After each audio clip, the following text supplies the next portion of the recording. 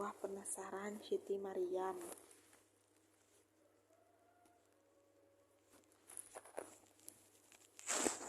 Saat itu sekitar tahun 1999, yang pastinya aku sudah tidak ingat lagi. Aku hanya mendengar sekilas tentang cerita itu. Seorang perempuan berusia 40 tahun dikabarkan tewas keracunan setelah makan tapai ubi. Tak ada yang tahu perihal kematian perempuan yang telah menjanda itu, hingga akhirnya bau busuklah yang mengundang warga untuk membongkar pintu rumahnya. Ulat telah melumat bagian tubuh perempuan itu, yang dikenal punya tubuh yang sintal itu. Menurut kabar, Siti Maryam begitu orang kampung menyebutnya. Sejak dikabarkan meninggal dunia, sering nampak di alur-alur kampung. Dia sering berjalan sendirian saat petang hari atau menjelang maghrib. Namun bagiku itu tidak menjadi soal, toh kampung perempuan itu sangat jauh dari desaku tinggal. Aku pikir mana mungkin hantu perempuan itu akan berjalan menyusuli alur kecil hingga sampai ke kampungku. Kalaupun itu dilakukan, mungkin besar saat tiba ke kampungku dia sudah kelelahan.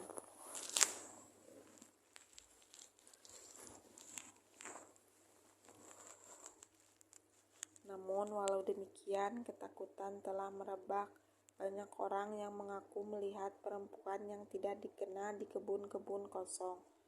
Biasanya menurut kabar dia nampak berjalan sambil makan ubi. Tak jelas apakah ubi rebus, ubi goreng, ubi bakar, atau tape ubi. Ada juga kabar perempuan itu sedang main ubi, semua serba ubi. Hingga pada suatu malam seorang ibu-ibu menjerit ketakutan ketika dia mendengar suara perempuan yang meminta tape ubi dari sebelah rumahnya. Karena cerita Siti Maryam semakin santer, ketakutan semakin merayap di setiap ulu hati, hingga malam-malam selanjutnya keluar rumah adalah pantangan yang sangat dihormati. Walau agak ikut terbawa dengan suasana, aku tak begitu ambil pusing. Setiap hari, khususnya sepulang sekolah, aku rutin memotong rumput untuk sapi di alur-alur. Aku memilih alur karena di sana tumbuh rumput gajah yang subur-subur.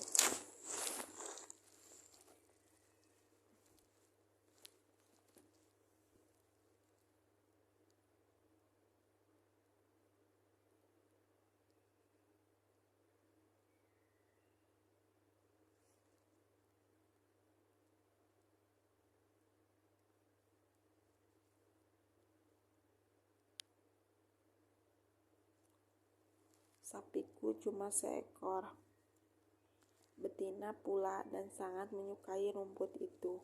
Mungkin karena daunnya besar serta batangnya bakar penuh air. Biasanya aku pulang dari memotong rumput menjelang maghrib, dan sejauh ini aku tidak pernah berjumpa dengan seorang pun yang tidak ku kenal. Lagian selama ini kami selalu bergerombol ketika mencari rumput. Hingga pada suatu sore, aku yang terlambat pulang sekolah terpaksa harus memotong rumput sendirian. Kawan-kawanku sudah duluan berangkat, dan aku tidak tahu di mana posisi mereka memotong rumput. Maklumlah saat itu HP belum ada, sehingga tidak bisa SMS atau telepon, apalagi Facebook dan email. Hari itu sejak siang langit telah mendung seperti biasa. Setelah makan siang, aku bergegas mengambil arit dan segera berangkat. Setelah 1 jam jalan kaki, akhirnya aku tiba di pinggir alur. Di sana kulihat rumput lagi ranun-ranunnya. Aku segera memotong rumput itu, namun hujan kemudian turun dengan derasnya. Ketika sedang asik memotong rumput, tiba-tiba aku melihat seorang perempuan sedang berjalan dari arah hilir. Dia berjalan sambil menggendong barang. tak jelas barang apa, sejak tidak ada perasaan aneh. Namun setelah perempuan itu semakin dekat, aku baru sadar mengapa dia jalan lewat alur, kenapa dia tidak menyusuri jalan kampung saja. Sungguh wajah perempuan ini asing bagiku. Ketika perempuan itu sudah menjauh dariku, kira-kira 25 langkah, aku baru ingat cerita tentang Siti Maryam. Jantungku langsung berdegup kencang. Perasaan takut menyeruak. Ingin berlari, mungkin kaki terkunci. Keringat dingin pun keluar. Habislah surat pendek dari Quran kubaca dalam hati. Aku ingin berteriak, namun mulut seolah terkunci. Tiba-tiba perempuan tadi menoleh ke arahku. Tatapannya dingin, aku semakin ketakutan. Dalam hitungan menit, aku sudah tidak lagi melihat dunia. Semua serba gelap. Aku pingsan. Aku baru sadar ketika aku mendengar jampi-jampi dari dukun. Ketika aku membuka mata, kulihat orang sudah ramai di dekatku. Semua seperti cemas. Ibu langsung memelukku. "Ada apa ini, Bu?" tanyaku dengan suara lemah. "Tidak apa-apa, Pak Suman sedang menyembuhkanmu, Nak. Katanya kamu kemasukan roh jahat," ujar ibu sambil membantuku duduk. Setelah yakin aku bisa cerita, maka aku mulia bercerita. Semua telinga warga dipasang baik-baik, seolah menonton film horor.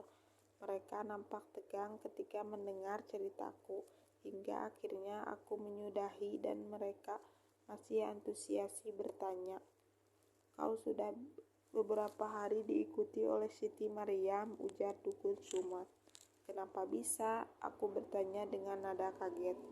"Entahlah, mungkin kamu sebagai media bagi dirinya untuk menyampaikan sesuatu," ujarnya.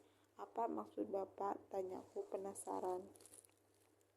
"Siti Maryam tidak mati karena makan tape ubi, melainkan mati dibunuh, sehingga arwahnya gentayangan. Kita harus menyebarkan ini kepada orang kampungnya," terang dukun itu. "Dari mana Bapak tahu?" tanya ibu. "Dia tadi bercerita lewat telepati jiwa," jawab Pak Suman. Kami semua selaing berpandangan. Rasa takut kembali menyeruak. Kini aku benar-benar percaya bahwa Siti Maryam akan terus menyusuri alur. Lalu di manakah lokasi Siti dibunuh? Untuk saat ini hanya Pak Suman yang tahu. Alur adalah selokan alami, dibentuk oleh alam yang biasanya dialiri air. Kadang-kadang menyerupai sungai kecil, atau lebih kecil lagi bila musim kemarau. Seolah itu kadang kering.